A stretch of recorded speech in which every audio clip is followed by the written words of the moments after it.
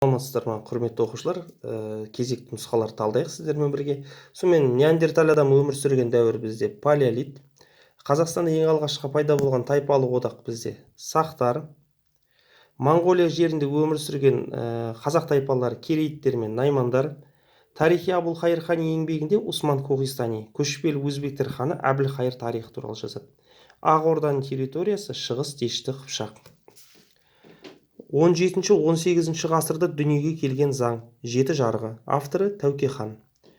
Жетісудағы жәрмеңке Қарқара, Ертістің бойындағы бекіністер Железинск, Коряков, Қаныш Сәтпаевтың сіңірген еңбегі Жезқазғаннан Мыстапты, Алаш партиясының өкілі Мыржақып Дулатов, 1947 жылы өзінің алғашқы өнімін берген Өскемен Қорғасын мырыш комбинаты, тәуелсіздігімізді 91 жылы алғаш таныған мемлекеттер Түркия, ақш.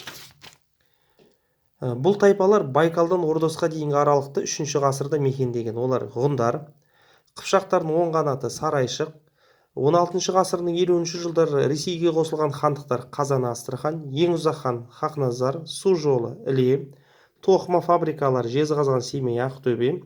93 жыл күзде біздің елімізде болған жағдай кеңестер өзін-өзі тарата бастады. Және мәтінде Моғолстан, Қазақ, өзбектер деген сөз болады. Ол автор Мұхаммед Хайдар Дулати. Өз тарихи Рашид еңбегінде.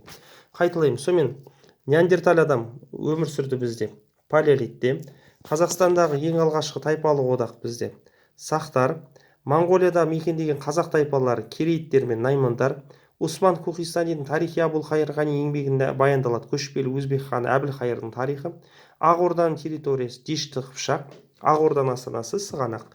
17-18 ғасырда дүниеге келген заң, жеті жарғы, Жетісудағы жәрмеңке Қарқара, Ертістің бойындағы бекіністер Железинск, Коряков, Қаныш Сәтпаевтың сіңірген еңбегі Жезқазғаннан Мыстапты, Алаш өкілі Дулатов, 1947 жылы өзі алғашқы өнімін берген Өскемен Қорғасын мырыш комбинаты.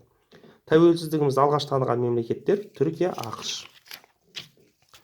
Бұл тайпалар Байкалдан Ордосқа дейін мекендеді. Ғұндар.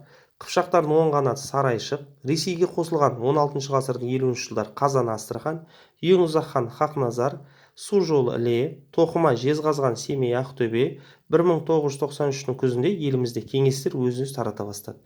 Және мәтін Моғолстан, Қазақ, өзбектер деген сөз кездеседі Мұхаммед Хайдар Дулати.